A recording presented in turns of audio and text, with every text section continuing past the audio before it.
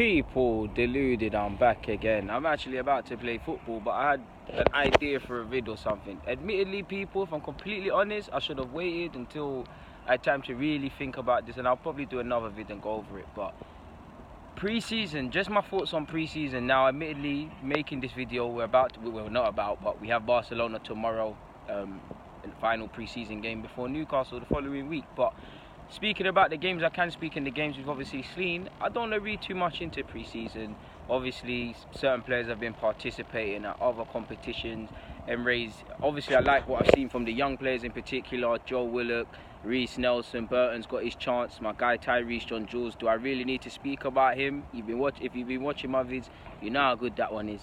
But him and the rest of them that have taken their Oliyinka and the rest of them that have taken their chances in America that Emre's given them, and really it's not been full strength teams as well, because certain players are injured, certain players haven't been playing, we're getting fitness, certain players are playing 45 minutes here and there and 60 and all of these different things. So I don't want to read too much into that, people, but from what I can take away from pre-season is I haven't seen anything to suggest we're going to improve defensively or we're moving towards that yet. I'm not expecting the season to come and we're defending like a prime team from Italia 80s and 90s. Those of you that were old enough for the 80s and that. I'm born in 95, so yeah, man, 90s baby and that. But that's one pet peeve. I haven't seen, even regardless of the mix and match defense and all of these things, people, I'm not really seeing players like they're proactive in thinking and reading situations. And it doesn't matter if you're a young player, squad player, main player, you never play for this club again or whatever. If you're doing that in training, you will see the benefits. I personally, worst comes to worst, I wanted to see that.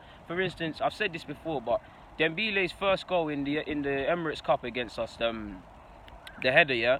If you look at it, not to dig them out because this has happened all over pre-season and continuously, but just to make the point, I believe it was Callum Chambers and Joe Willock. Centre half was obviously near Dembele, obviously going to be closer. But Joe Willock, as good as he's played, can our players be a bit more switched on in that you can see the situation developing, you can see the team striker, one of the most lethal strikers for them in their side. He's unmarked, he might score. Is nobody thinking while the situation is developing to go and try and put out the fire? If we tried but we still didn't do it, then I'll say, cool, at least we're thinking, because that's one pet peeve of mine. I see us being very proactive in an attacking sense. How many times is one man on the ball, people making runs in behind, people doing other things and dragging runners or making runs just to drag midfield, fullbacks and defenders away, but we're not quite that same sort of proactiveness isn't replicated in the defensive phase. And if you watch last season, I don't want to bring up no examples again and again, but you've seen the open book that is Arsenal defending. We do concede some Sunday League goals. It doesn't matter if it was Jamie Vardy's at Leicester's place in particular, for me, no disrespect to Vardy, but it just summed up how we defend as a club. Obviously the numerous ones that Mustafi's made and things like that, not to harp on about last season, but even if you look at the two pre-season games recently, people, Ange and the last goal that Dembele scored for Lyon when they won 2-1, or didn't win 2-1, was it 2-1 or was it 3-2? I don't remember. I think it was 2-1 when he scored his second. I can't remember, people. They're identical goals, you know. No, his second goal, people. They're identical runs. They make their identical goals and runs, more or less. They make the run for the defenders. The defenders are left putting up their hands and looking for offside, and they're in on goal, and you know the rest, boy. They both wait.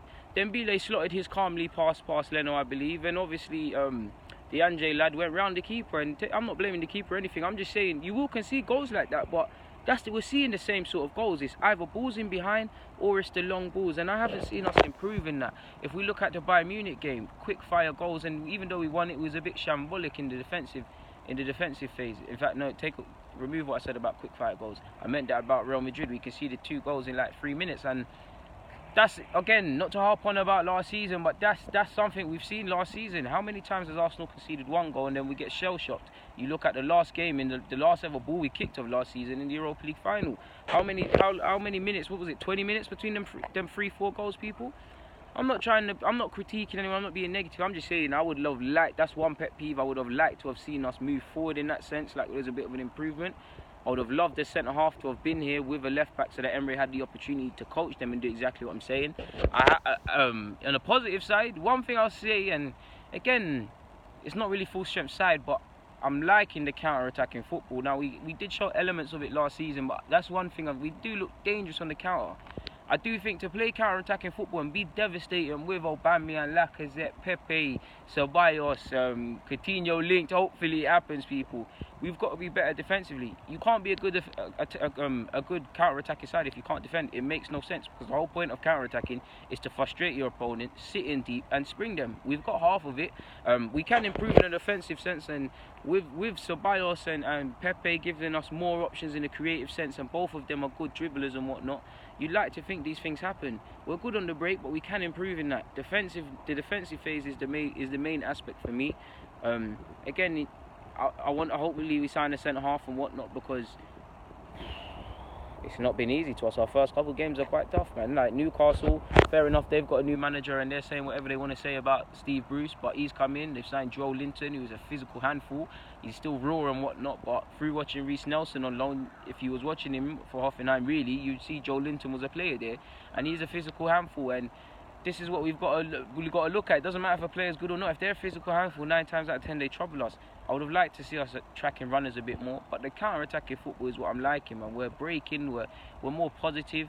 Hopefully, again, on the topic of Ceballos, I have him down as a midfielder that does things in less touches. Obviously, he's cute and he dribbles and stuff, but if he sees a pass, he's going to play it. I'm sure you all watched Arsenal and you felt at times last season he was probably a bit too patient in some of our build-up play, and that kind of helps the opposition remain in shape and defend against us, especially when they took the lead and whatnot, again through our poor defending. So it was a bit of a mix-and match. Obviously, like I said, people, we're not going to hit the ground running come Newcastle. We're defending well, so there's still time and whatnot and all of them things. On a positive front, behind closed doors, friendly against Watford, you've seen Rob Holdings played. I don't know how long he played behind closed doors, but isn't he someone ahead of fitness surely now? And I don't know his recovery schedule and whatnot, but surely he'll be ready for. Is it saying that it's next week? Really, people? Is it a big ask? Is it a big ask for Holding to play against Newcastle? Is it a big ask, considering he got, let's just say he got 45 to 90 minutes, let's assume, because again, I don't know people, he's behind closed doors, friendly, reserved. He might get minutes against Barcelona tomorrow, I don't know, he's played today. Is it feasible to suggest he's going to play tomorrow? Probably not.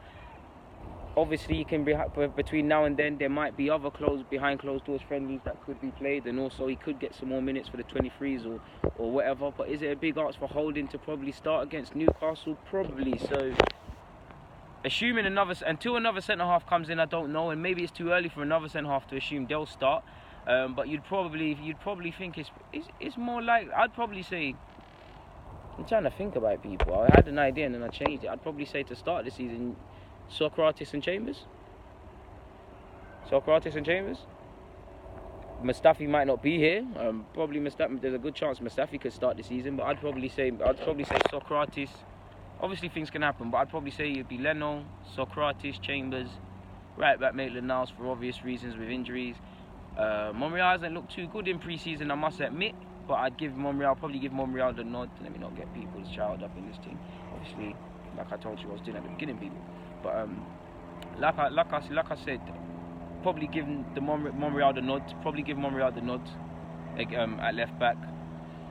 Midfield, Xhaka is likely to play, so I'm just going to say Xhaka, Torreira and Ceballos to be fair with you. I'm going with 4-3-3. I would play Pepe, Aubameyang, and then obviously Lacazette. People interchange and give and take and whatever. Obviously Reece Nelson, Mesut Ozil will be on the bench. Reece Nelson would play significantly for me this season, because I do think he can give us some options. But it's a big ask. Obviously it's not going to turn around against Newcastle, but we've got to do what we've got to do. It's good that Pepe and Ceballos have come in that, and obviously this is on Saturday before Barcelona, this video, so I assume by then there's a competent centre-half of sorts that can be deployed. Emre can deploy him at centre-half and he can build in terms of coaching the system and really I'd love Emre to really get a first-choice back five really quickly, man, because he's like we've got injuries to our defenders. He's been given a short straw. Holdings ahead of fitness allegedly. We heard Bellerin was at one point, but admittedly, people, I don't know now for Bellerin, so if we can just get Holding back and another centre-half, then we've got some good options on top of Socrates as well. Because, again, it's all going to boil down this season as to how we defend. It's going to all boil down to how we defend, man. And I don't know, as on topic as well, I just think we're going to be a bit more counter-attacking. And I'm keen to see Emre, to be honest, with better players, really. Because, obviously, we're not going to get rid of all the players that need to get rid of in a week and whatnot. We can sit here and name the Jenkinsons. No disrespect to any of these players, but you're clearly not good enough. The Jenkinsons, the Mustafis, the Mkhitaryan's, etc., etc. El Nene, if I haven't said him. It's naive probably to suggest we're going to get rid of them all week. Obviously, we can sell to overseas clubs. We can sell them until, I believe, the end of August. because it don't apply to them. But we really need to get them out and just allow him to have a squad to work with, man. Like, if he's got some competent defenders, he's got a left back, he's got a right back, he's obviously got the centre halves, he's brought some midfielders in and whatnot, he's got 2 strikers in Aubameyang and Lacazette that are delivering goals, then you can probably ask the manager a bit more questions if he's not fulfilling it. As much as I believe that coaching is a big part of it, he's got to have competent players to coach, to be fair with you. And whatever way we shape up to be, people, we've got to get to top 4 this season. We have to get top 4. We have to. If we don't, obviously it's more of the same, what we've already been through for the last 2 seasons and whatnot, etc. But I swear this is like our 3rd year now, this upcoming season. But it's all going to boil down to top 4, and if we get top 4, it's going to come down to how we defend, because we can score goals. It's how we defend.